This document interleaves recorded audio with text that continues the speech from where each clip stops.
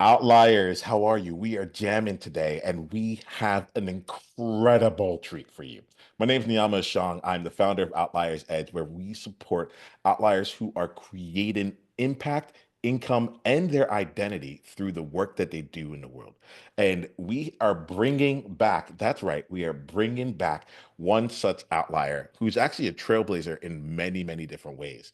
And in this conversation, we're really going to spend some time focusing on just the ins and outs, the hows of how she's created her life, her business, and continues to do that for herself and her family overall.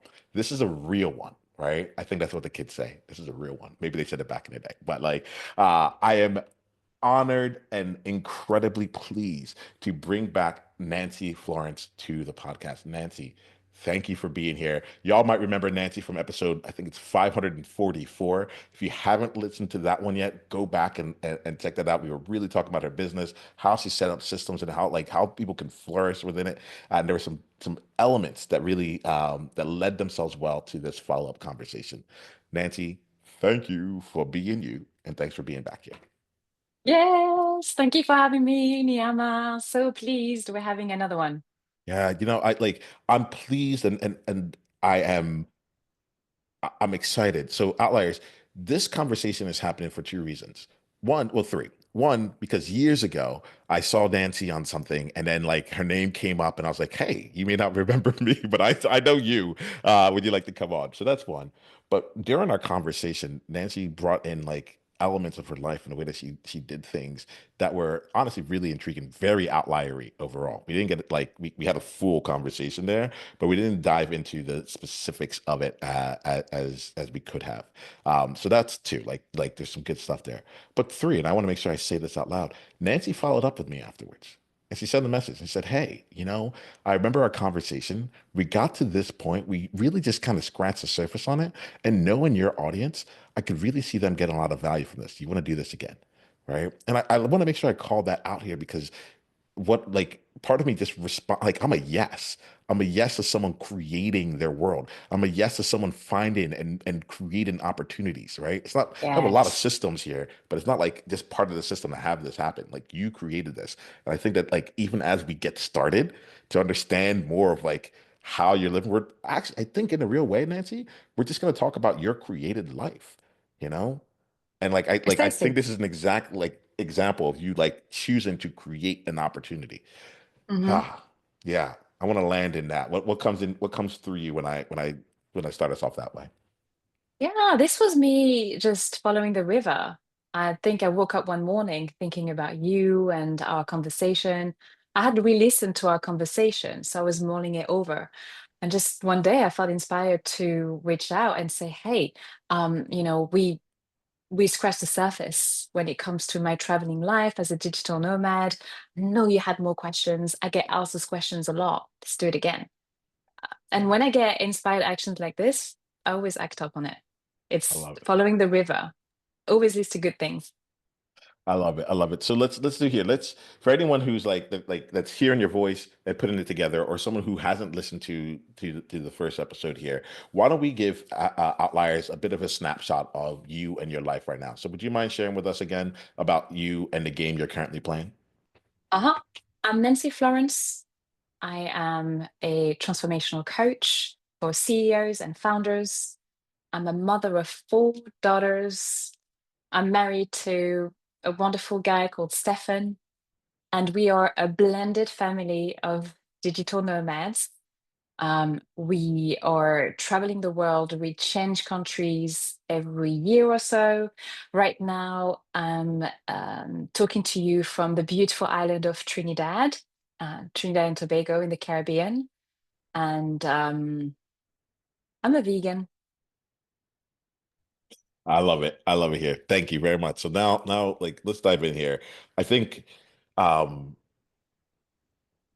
mother of four, you travel once a year. Why don't we start off with like the very beginning stage, right? So like you've been creating this life here and you've had success in your career for a while. Why don't you take us to, I almost want to see like it's a little bit hard to say like what the jumping off point is. So why don't we use the element of like digital nomadness as like the initial crux? The reason I say that is like you've probably had many like jumping off points. You have many things you could go to, but why don't we use like the element of like choosing to be a digital nomad as like the first starting point, and tell us a little bit about like what life was like then and what made you like say like, hey, now I'm ready to make a move. Yes. It started with my husband, Stefan. Him and I have had countless conversations about freedom, how we can create more freedom for ourselves, for our kids. Um, uh, he's very much a hippie at heart, as am I. And yeah, we've always wanted to go against the grain and live a crazy life.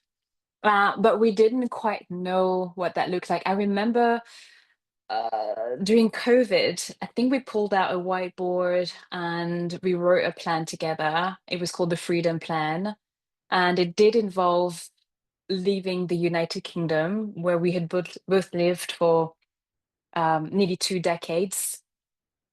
Um, it did involve traveling and sailing off, but we didn't know quite how or even where.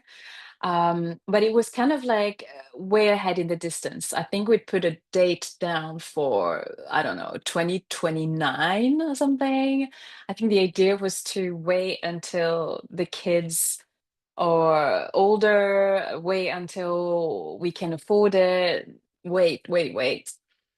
So we were already trying to figure out how we could create a freedom-based life. Um, but I think the real seed of digital nomadism we owe to a YouTube channel called World Towning.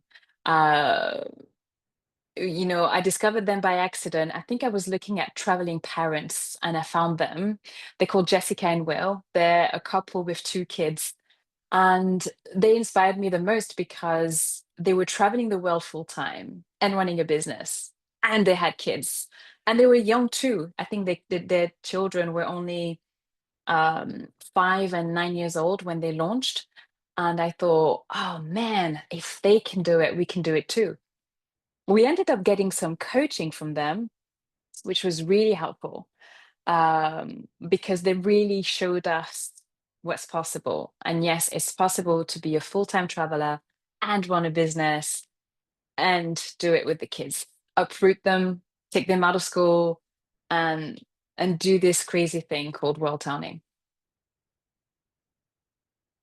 So I'm enjoying some of this as we come in here. Some of the things that are playing out for me as we speak here is like uh one, you had the 2029 plan. You know, if I'm getting you right, you're like, hey, look, we can do this. Um, what year was it when you came up with the 2029 plan? So just like help me orient. Like I how think it would have many? been 2020. Yeah, It would have yes. been the COVID year, I guess. Yeah. Yeah. So you had like this 9 year plan from now. In 8 to 9 years, we can go and do this, right? Yeah. For any of y'all listening, we're recording this in 2025. And how long have you been? How long? Like when did you start? When did you start actually doing this? So we can Well, say, yeah. we launched in May 2023. So we've been at it for over 2 years now. Just under 2 years. Just under 2 years. So so we took like this to me feels very like the outlier trailblazer thing that we do, right? Which is like, how do we go from setting up our 9 year, 10 year plans, and being able to get it done in less than three? Yeah. We're constantly asking that question. We're constantly looking and saying, okay, what, like, how do you make that come to life, right? So in a bit, I'm gonna like dive in a little bit further on some of like how you compress those timelines because outliers like this is the game, right? This is part of it. Like we have the same results as other people, just on totally different timelines, And Nancy's like, I took my 10-year plan, I turned it into a three. Um, Yes. so that's one thing I want to call in here. I love that component. It wasn't just like, oh, on a whim we just went, right? You also said that you ended up getting coaching from them, and I thought that was really interesting. So it wasn't that you just stayed far away. Like in order to get coaching, there had to be some kind of interaction with them, some kind of exchanging that took place to actually like make this come to life. So can you speak like to me as I'm hearing this? This is part of like the consolidation period. like the things to do to consolidate from a 10-year plan into a three. So like speak to me a little bit, not about the coaching itself, but like maybe your positioning as to like what led you to reach out, what you did there, because I mean you were hearing them, you were following them. It would seem like they would be really far away, and yet you brought them into your world. How did that come to life? Well, they made it quite easy, really, because they were offering coaching sessions for people who wanted to launch. We got a couple of sessions in, and we ran with it. But there was a catalyst, I would say, because we lost Stefan's dad um, in 2023 when he came back from the funeral. We sat down and we thought, let's just go. Let's just go. That was February 2023, and we sold everything and left in May. So yeah, 3 months. We did it in 3 months. So I love this here. I had to slow down a little bit just for a little smile on my face here, right? Um, so you had the seed, you had a 10-year plan, you started working on it and got into year three of it. And then just Yeah, then there was like I'm sorry for the loss, by the way. Um, but there was a catalyzing moment and he said, yeah. like, let's just make this happen. And then 3 months later, you like you were able to move out of the world that you had known, everything that you had known around it, and be able to move into something new. So I want to play on these in a little bit in these two different areas. One of them being the 3 months in terms of like how quickly our lives can change if we choose to let it change that quickly, Yes. and then the other one being um, the 3 years leading up to that, right? Because like they say, it took me a decade to become an overnight success. It took me decades to become an overnight success. So I'm curious about what had taken place in the 3 years, such that when that moment came, it was like, yeah, we're ready. Or maybe you weren't Yeah, well, ready. those You're like, 3 years, all of it. yeah, The 3 years were the was the gestation period. This was us really watching a lot of YouTube videos, consuming a lot of content. And so our life was very much the screen, it was living vicariously through other people and just dreaming and drooling over those people who adventure the world. We also follow other YouTube channels. I'm thinking about um, Deja, Serenidad, and Joshua. I forget the name of his channel, but those are people who have they left the United States to go and live in the bush in Costa Rica, without running water. Like, oh, we love those stories. We absolutely love them. So the seeds were literally growing under the surface. And it looked like nothing was happening, but I think the dream was just becoming more and more vivid for us. And yeah, I think when Stefan came back from the funeral, I think it was a YOLO moment. You only live once, F it. And yeah, the best decisions we've ever made were the spontaneous ones. Like, let's go. Like every time we make a spontaneous decision like this is the best. And we knew that we had to kind of rip up the band-aid. We didn't want to do it in 12 months. We wanted to just do it. So 3 months is the time we allocated for this. We made a plan. It was super intense because we were firmly implanted we were living in Hertfordshire at the time in the United Kingdom, just outside of London. We had a 3-story house full of stuff. I'm fairly minimalist, but still, over the years, we'd accumulated a lot. You don't realize that until it comes to the moment where you have to sell it all. Um, I think that's the biggest project is selling all of your stuff. Um, because taking the kids out of school and planning your next life, well, that's another thing altogether. Essentially, for 3 months, we were living two lives. So closing the life that we had and opening a new one. we decided on Panama as the first country to go to.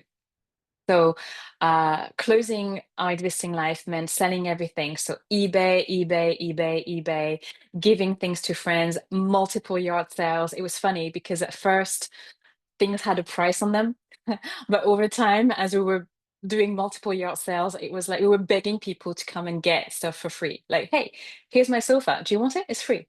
Please come and get it. Do you want my library of books that I've accumulated over the last 15 years? That was the most painful thing for me was to give away my books. Like, please come and get my books. Like, you get all of them. All of them? Yes, take all of them. Because we wanted to downsize essentially from a three-story house to four backpacks each. That's it. Four backpacks. So the philosophy, the system was very simple. If you cannot carry it on your back, don't take it. Only take what you can carry, physically carry on your back. And that went for me, Seth, and I had two teenage daughters, and we had a baby at the time, baby Ocean. Uh, so 3 months, super accelerated, um, and and then creating the new life. So starting to put feelers out in Panama for an Airbnb accommodation, just 1 month, just to get ourselves situated, figuring out immigration law, how long we could stay there, getting in touch with an immigration lawyer over there. That was a mistake. Don't do that. Don't do that until you get to the country where you want to go to. We ended up giving her a bunch of money that was wasted, but that's a story for another time. And yeah, just 3 months of super intense hard work. We had a spreadsheet that we worked on with Steph, but really good teamwork. And telling the children, I think, was the hardest part, I would say. When I told my teenage girls that we were leaving, they both burst into tears because it meant leaving their school, leaving their friends, and also leaving their father, who, because we're a blended family, their father is not my husband. And so, yeah, that was tough. And I think it got them a minute to get used to the idea. Uh, Frankly, I think they're still getting used to it 2 years down the line. They have their moments of like, wow, this is amazing. And we get to see all of those countries. And they also have moments of, but we miss our old lives. And mom, why did you do this to us? So they have their moments, work in progress. Well, there's a lot that you just shared here, and I want to like piece through. Um, I think what I like to do, I like the elements of the kids. I think is really important, right? And if you had three at the time, now you have four. So like I'm doing, I was a math major for a little bit, but like this is math I could do, right? I'm like something else happened in this span of that year and a half. So I like to get to the kids part. And how you integrate that because honestly, there's a lot of it that's like the reality of life as I think through this. Like Nicole and I lived out in Singapore for 4 years. It was easy to do that when we had no kids. Like we thought about our parents and like the kind like that element, right? But this is like you had teenage daughters and such. So I definitely want to come back to that, and I think that'd be good to come back to it so we can give it some space because I can. Yeah, I can see that being like one of the bigger barriers where it's like, yeah, of course, as an outlier myself, I can go do whatever, but I have kids. How can I take them on this? So I want to come Yeah. to that. All right, can we park that for a little bit? Yes. All right, cool. Let's bring in some of the things that you just brought in here. So, one, you talked about a gestation period. I think outliers don't like it was like a gestation period for about 3 years at least. But during that time, you were doing the work. There was like you were learning, you were accumulating information, so on and so forth, right? And you were immersing yourself from afar in what it would be like to go and live this, right? That's what I'm hearing. And then after the gestation period, when it actually came time to take action, you got it done in 90 days. You know, Yes. you're like 3 months is what we need when it actually comes down to take action on it. And I really want to slow down on that here because I'm thinking about like allies, this is our story. We're constantly learning. And maybe we're gestating for 3 years with intention, or you've been gestating for 2 decades, just kind of through osmosis. Like you've learned what you need to learn, you've seen what you needed to see. And like there becomes a time where it's like, if I just went in, I said for 3 months, I'm just gonna do whatever it takes to close down the life that I had known, but then and to allow myself to step up into a new one, including difficult conversations, or sorry, I don't like to use the word difficult. I don't like to frame it. Important and meaningful conversations taking place. Like everything you want could be on the other side of that. So this, like, I really love this component of like, it took 3 months of like, once the decision was made, 3 months done. The Yeah. gestation period took the time it took, but even though you weren't active in it, you were still active in it. But before I move on to anything else, like, is there anything you want to put into that space so I'm not like putting words in your mouth? Well, you know, those 3 years of gestation, I didn't think it'd be possible to just get up and leave. Like I said, it was a 2029, 2030 goal, but I wasn't exactly working on an exit, to be honest. I was being inspired by many YouTubers, but I wasn't really actually considering doing it ourselves. So let's talk a little bit Um, like that space is like one of the most important spaces for me, right? It's like I feel like that's the change. That's the paradigm shift. You weren't even considering it before. You were inspired, and then you had like and then you made a decision. So like can we slow down into that? Because I feel that there's so much wisdom in that lived experience. well, twice in my life, I lost people. I think facing death is a catalyst for me. First, it started with me losing my mom. She committed suicide 10 years ago. I talked about this in the first episode. And that prompted me to um, make my dreams come true, become a coach, help people make their dreams come true. We only have one life, or maybe even if we don't, let's make this one good. So that was a huge catalyst for me. I completely transformed my life after losing my mom. And no surprise to me, after Stefan lost his dad, he reacted in a very similar way. He thought, wow, this is what it comes down to. We die. And it's sad when we die. And so he thought, okay, he was in his 40s and he thought, I don't know, I have 30 years left at best. Let's do this. And if I'm honest, I think that we did it in 3 months to make sure that we don't change our mind. I think it was a way to just cast the iron whilst it's hot. Love it. Thank you. Like I so like there's like the time box of it all too, right? So it's like there was a moment, a catalyzing moment. And you're like in you bring in you like you pointed out, you're like death has its death is real. Death is death is here and it catalyzes you. Right. And I Yeah. think I never want loss for people, right? And at the same time, like I see what you grow, like you choose to you choose to create from loss, and I really want to like acknowledge you in that. I see, like, yeah, you choose to create, and I just really want to take some time to slow down and acknowledge you on that.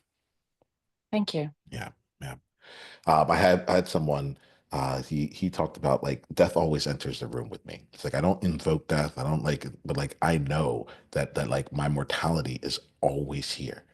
You know, and there's something about that that I think really plays out. Where it's like we could say maybe tomorrow or just let's just wait it out.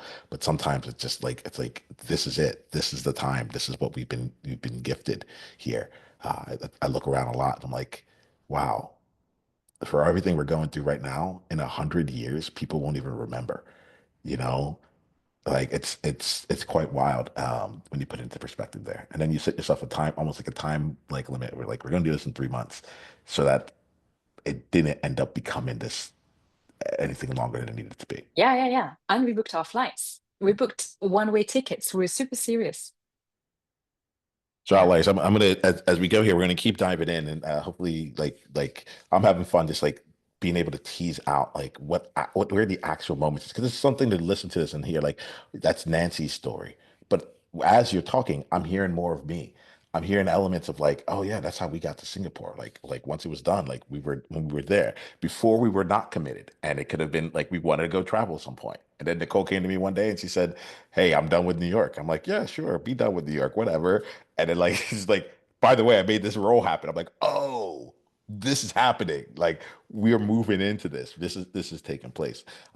And allowing ourselves to take that shift. So Outliers, if you find yourself caught between two worlds, like I'm gonna invite you to look at what Nancy did here, right? And to really like it felt like you really took the time to like move yourself out of one and get into another. Mhm.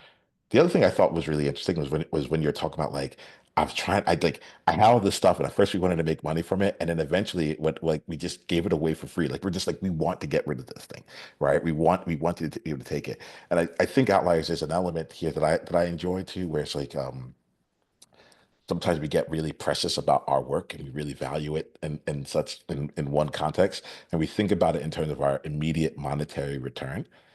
But what I heard from you is like it's like actually the dream of being able to just go out with just our backpacks was worth more than the financial amount of what I could have gotten for that sofa in terms of Mhm. the amount of time, effort, like brain space, so on and so forth that it's Yeah. holding, right? And I, Yeah. I I would imagine you gone. The magical thing that happens when you sell everything is that the more you sell, the more free and light you feel. It's an Interesting. amazing feeling. It's very invigorating. Okay, yeah. So like I had to take a seat back because I'm like I wouldn't have imagined it was. It's funny because it's like as I was talking just now, I was like I can it's probably very different being on the outside, right? Being on the outside, living the life and being like, why would you ever let a sofa go for free? Because we're not in the actual moment of creating a momentum. So like you were in a moment of like, I'm actually selling everything, and you started to feel how good, how freeing that was. Tell us just a little bit more about it, and then we'll move into a different direction. Yeah, well, that's one of the most radical things we've ever done. It's to have your entire life in one backpack. Amazing. You become very aware of the fact that you don't really need that much, really, in the world. You need a few clothes, a couple of pairs of shoes. You need quality stuff, but you don't need much. You don't need much of it at all, and you need maybe one book, your sacred book. I threw away all the family pictures, digitized them, and threw them all away. That's it. Like, I wasn't going to take those things to the grave anyway. So, yeah, a few clothes, a few cherished possessions, and that's it. We don't have anything in storage. We didn't own the house, we rented the house. So, um, it was really important to give it back empty because otherwise we would have had to pay for somebody to come and declutter the house. I would have almost paid for people to take the sofa at one point. Um, um, so outliers, like we're gonna keep moving on, but like I want you to think right now, like think about that dream that you have right now, how her massive that vision is, right? Um, and ask yourself like perhaps we can use this and be like, if you don't have to, how to say it, almost like use this as an opportunity to be like at least as much work as it's involved, at least I don't have to sell every single one of my possessions or get it like to clear out the house in order to do it. But there is cleaning house, right? There is clearing house. And I think that I want to get I think the clearing house part for me, Nancy, is like kind of like using that as a term or as a phrase, like is the element of leaving the world that you knew, leaving friends that you knew, leaving people and leaving the vision, the paradigm that people knew of you, the identity that people knew of you. Right. And so I'm going to talk about your daughters in just a bit, but I think that this part is also really big when I think about outliers who have something awesome, have something that they really want to bring out to life here and aren't bringing it out to life yet. And a big part of it is like, the people around me know me this way. I'll lose my friends. I'll lose my community. I'll lose all those things. So can you speak to that part really quickly here? Well, actually, for Stefan and I would say that was the easy part. Mm. Now, I miss my friends, that's for sure, but you have to realize that both him and I were already expats in the UK. We were not at home. We didn't have parents and grandparents and generations present with us in the UK. We were already um, raising the kids largely by ourselves and paying for childcare and just building a life by ourselves. So, I grew up in France. France is home, but I'm mixed race because my father is African from Togo. So already, even in France, even in my home country where I grew up, it was home, but it wasn't. And then I left France when I was really young. I was 18 years old to go and live in South America for a year. Um, then went to the UK. So I think the concept of living it all and leaving was not foreign to us. I In love it. full disclosure, we'd Yeah, already done it before. And so although we did have roots, having been in the UK for 18 years, that's where we had our kids and built our careers. But it wasn't home. I guess home for us is the earth, it's the world. And so this feels more natural to us, this lifestyle of traveling, because we're already multicultural, a multiracial family. yeah, I love this here and Outliers. My ask of you as you're hearing this is, because one, I really get that. Like that's how it feels like with us out here in San Diego. Like it's just us. We're building our life out here. So like in theory, it could have been anywhere, and it can continue to be anywhere because we know what to do.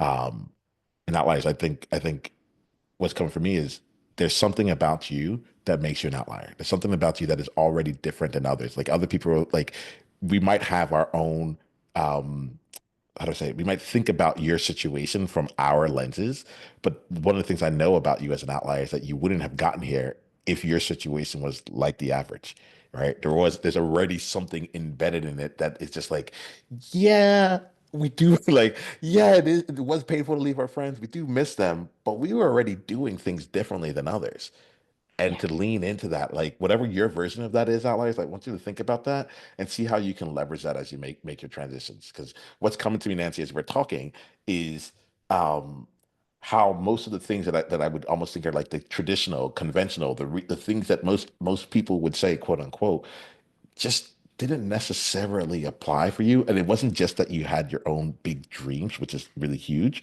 but like you were living the you're already moving in this direction. You're already different than the people around you. And so the paradigm in which you were using to make your decisions was different, was a different Yeah. paradigm than everyone else I anyway. completely identify as an outlier for sure. I mean, I've been listening to Madonna since I was 3 years old. Mm. When I read her biography at the age of 16, I decided, that's it, I'm a woman. And then I ran away from home. She's a personal hero of mine. So talk about reinventing yourself. I I learned a lot from her, and I'm definitely made of the same cloth, I would say. But let's play with this here.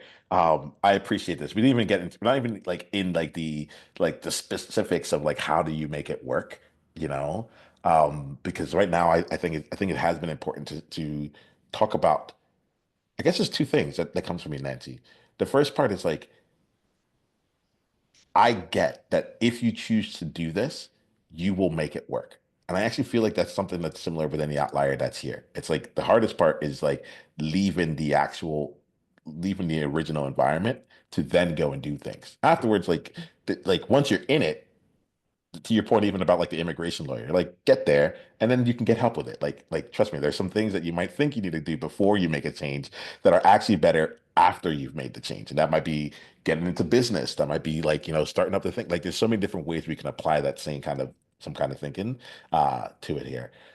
I am deeply curious about like the conversations with your daughters, right? And how you navigate that experience while traveling. I have two very young ones right now, and I think about school, I think about like their lives here, but like, you know, you were saying like you had roots. They definitely had roots from growing up. So I'm very curious about how you navigated that because I think it's a thing that would keep me from taking action. Well, you have to know that the whole time we were preparing to leave, I was scared. Okay. First of all, I'm a full-time entrepreneur. I don't have a job. I've been a full-time entrepreneur since 2012. I I did have a solid coaching practice, a six-figure coaching practice, but It's not actually a huge amount of money. I wasn't sat on a pot of gold. I did ask myself, can I even provide for these kids? Is my business solid enough? I had all of those fears to do with finances because taking out the kids from the UK and from school also meant that I and my husband were going to become responsible to pay for their healthcare, their education, um things that we were taking for granted that we had in the UK, free public schools and free hospitals, we weren't necessarily going to get that in Central America where we started. So, first, was I going to be able to provide for those kids of mine? And two, how was I going to tell them? When I broached the subject, I remember I took them to the park to have a chat and I told them, and I think I was absolutely terrified to tell them. Um, and and like I said, they burst into tears. But here's the thing: for me as a mom of four children, I think that you can give your kids the best life you can, but it's never going to be everything. Like, for example, I thought my kids are going to get to travel and see the world, but here's what they're not going to get. They're not going to get the so-called stability. I get this question asked all the time. What about the kids? Do they not need stability? Blah, blah, blah. Well, maybe they don't. Maybe they don't need as much stability than we think. Maybe that's a concept, a societal concept that kids have to be in the same school forever with the same friends. I don't believe in that necessarily, but I also don't think they don't. I don't also don't think that they don't have stability. I think they do have stability because I am their stability. My husband is their stability. Home, the systems we have, the routines we bring from one country to another is their stable place.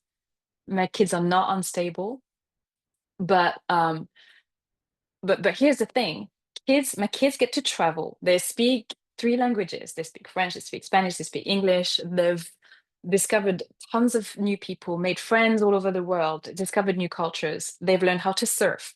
They've seen wild animals, but they don't get to hang out with their childhood friends. They don't get to see their dad as often.